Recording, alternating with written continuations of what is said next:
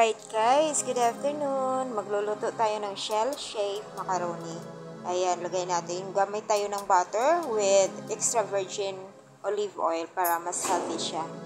Tapos lagay natin yung garlic natin with ginger, tapos onions.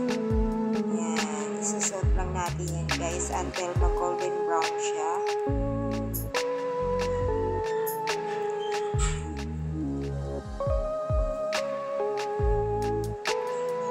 Let's add our minced pork. Ayan.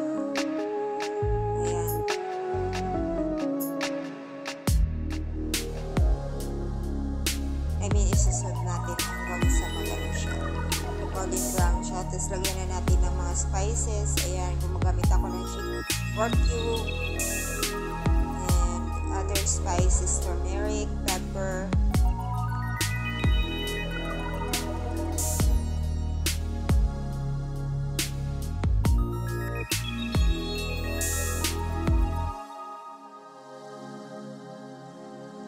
nilagyan ko pa rin siya ng salt para kasi hindi kaya yung cubes lang para mas malasa siya.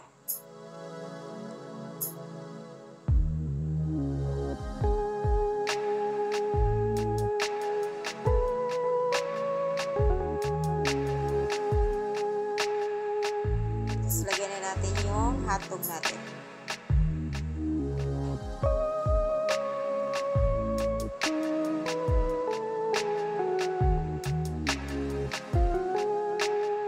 Yan, lagyan natin ng vinegar konti. Tapos takpan muna natin para manuot yung lasa ng spices na nilagay natin. Ito, ayan, okay na siya.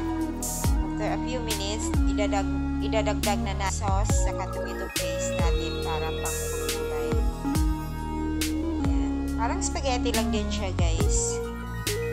Actually, parang ganun lang din pagkaluto. Iba nga lang yung shape ng noodles natin. Dito lagyan na natin ng tama lang na water. Ginamit ko dyan is boiled water para mas madali siya.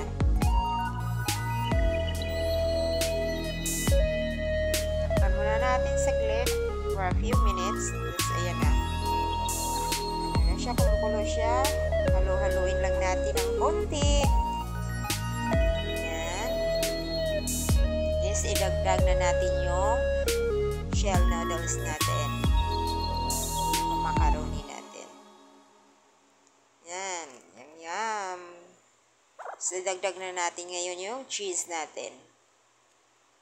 Yan. Tapos, haluin lang natin yan, guys. Para mahalo lahat, malagyan ng cheese. Then, takpan mo lang siya ng konti. After a few minutes, ready to serve na siya guys. Let's eat!